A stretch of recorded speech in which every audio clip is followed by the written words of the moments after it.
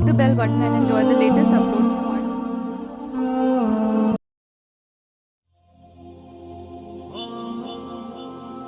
پتہ ہے اللہ کو راضی کرنے کا سب سے آسان طریقہ کیا ہے؟ نماز تمہارے اور اللہ کے درمیان موجود ہر فیصلہ ختم کر دیتی ہے، اور اللہ کو اپنے بندے کی سب سے پیاری بات یہی لگتی ہے کہ جب اس کا بندہ اس کے پسندیدہ انداز سے اسے مناتا ہے۔ جب اللہ کی محبت کا حق ادا کرنے کے بعد اپنی محبت کی آرزو کرتے ہو نا، تو اللہ اس آرزو پر یکدم کن فرما دیتا ہے، اور پھر اللہ کہتا ہے کہ تو نے مجھے میری پسند سے راضی کیا ہے نا، تو میں بھی تجھے ہی تیری پسند سے راضی کروں گا۔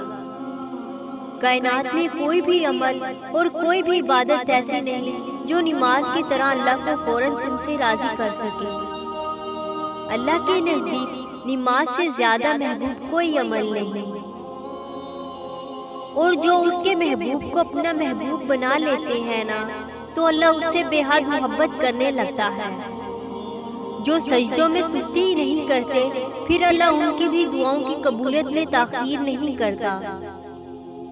یاد رکھو، نماز آزمائش میں اللہ کے اور تمہارے لیے سب سے بڑی پناہ گاہ ہے، اور جو اس کی پناہ میں ہوتے ہیں نا، ان کے لیے بڑے سے بڑے طوفان بھی کچھ نہیں بگاڑ سکتے۔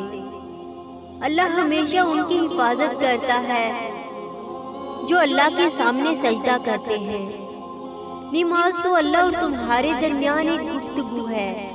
آدھا حصہ اللہ کو اس کی حمد سنا کر راضی کرنا، اور آدھا حصہ اس کی بارگاہ میں اپنی دعاؤں کو رکھ دینا ہے۔ تو بتاؤ کہ نماز سے بھی پیاری اور پرسکون عبادت ہو سکتی ہے کیا؟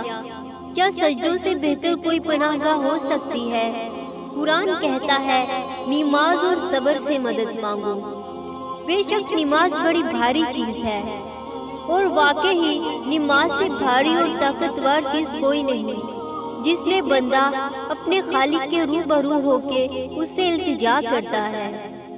نماز اللہ کے لیے نہیں، تم نے اپنے لیے پڑھنی ہے، کیونکہ تمہیں اس کی ضرورت ہے، اسے تمہاری نہیں۔ تم اسے وقت دو، وہ تمہیں وقت دے گا۔ تم اسے بوجھ نہ سمجھو، وہ تمہارے کندھوں کا بوجھ ہلکا کر دے گا۔ تو پھر نماز نہیں چھوڑنی، کیونکہ پہلا سوال روز محشر اسی کا ہوگا، اور اگر پہلے ہی سوال پر فیل ہوگے تو کہاں جاؤ گے؟ تحفہ اور محبت سمجھ کر پڑھو گے تو خدا کی قسم نماز تمہیں کبھی مشکل نہیں لگے گی۔ ایک دفعہ پڑھو گے تو دوسری دفعہ پڑھے بغیر دل تڑپے گا۔ ایک دفعہ کوشش کرو گے تو دوسری دفعہ اللہ خود تمہیں بلا لے گا۔ تم نے اللہ اکبر کے مطلب کو کبھی سمجھا ہی نہیں۔ سمجھا ہے تو یہ اداسی کیسی؟ تم اداس ہوئے ہو، بیٹھے ہو کیونکہ اللہ کے وعدے کو بھول گئے ہو کیا؟ اللہ کی مصلحت جب سمجھ آ جاتی ہے نا، تو زبان پر شکوے نہیں آتے، دل میں سکون ہوتا ہے، آنکھوں میں راحت۔ اللہ پاک سورہ بقرہ میں فرماتے ہیں، صبر اور دعا کے ساتھ میری مدد مانگو۔ کچھ چیزیں بس ایک دعا کی دوری پر ہوتی ہیں۔ مجھے کن فیکن کے لفظ سے عشق ہے، زندگی میں ساری باتیں ہی اس پر آ کر رک جاتی ہیں، کہ اللہ جب کہتا ہے ہو جاؤ تو وہ بس ہو جاتا ہے، اور اللہ جسے چاہے اپنی محبت میں مبتلا کر کے سنوار دے۔ اللہ کا ذکر کرنے سے دلوں میں سکون آتا ہے، اور زندہ دل میں جب اللہ کا احساس ہو تو غموں کے پہاڑ بھی ہلکے ہو جایا کرتے ہیں۔ جب ہم سے کچھ نہیں ہو رہا ہوتا، تب ہمارے پاس دعا سے بنایا گیا اللہ سے تعلق ہی تو ہوتا ہے، اور یہ جو غم ہے یہ ہمیں بتاتے ہیں کہ تمہارا اپنا تمہیں سمجھنے والا اور سب سے بڑھ کر غم کی جگہ تمہیں سکون عطا کرنے والا کون ہے؟ وہ تو صرف اللہ ہے۔ جب ہم سے کچھ نہیں ہو رہا ہوتا، تب ہم سے صرف دعا ہی کی جا رہی ہوتی ہے، تو کندھوں پر رکھے غموں کے پہاڑ کو ہلکا کرنے والا صرف اللہ ہی تو ہے۔ اللہ کی تلاش میں بھٹکے پھرنے کی ضرورت بالکل نہیں۔ اگر دیکھنے والی نگاہ سے دیکھو تو اللہ تمہاری شہرک سے بھی زیادہ قریب ملے گا۔ خدا تم پر رحم تو کرتا ہے، ہر شخص کی اصلیت دیکھ کر، مگر مسئلہ یہ ہے کہ تم خود ہی رحم نہیں کرتے ہو۔ اللہ تعالیٰ تو رحمان ہے، رحیم ہے، وہ تو ہر راہ صاف کرتا جاتا ہے۔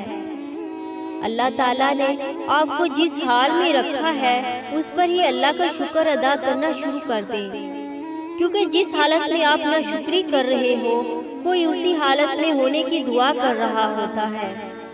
شکر نعمتوں میں اضافے کا باعث ہے۔ شکر کرنے سے انسان کی غمگین والی کیفیت سے نکل کر خوش ہو جاتا ہے۔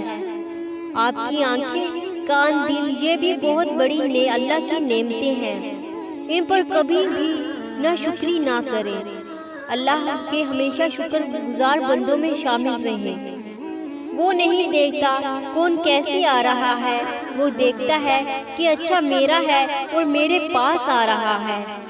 آ جاؤ، وہ رب ہے نا ہمارا، سو وہ نہیں پوچھتا کہ میں خانے سے آ رہے ہو یا کعبہ سے آ رہے ہو، درد میں آ رہے ہو یا شکر میں آ رہے ہو، رنج میں آ رہے ہو یا شکوے میں آ رہے ہو۔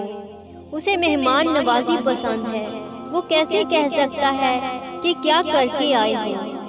وہ کہتا ہے اچھا آئے ہو، آ جاؤ، اور پھر اس کے علاوہ کوئی ہے بھی تو نہیں جو ہمارا اپنا ہو۔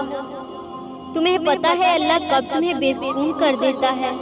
جب اللہ کو چھوڑ کر دنیا کے پیچھے بھاگنے لگتے ہو، جب تم سب کو یاد رکھتے ہو مگر اللہ کو بھول جاتے ہو، تب اللہ وہ ساری چیزیں تمہارے ہاتھوں میں تھما کر تمہیں بے سکون کر دیتا ہے۔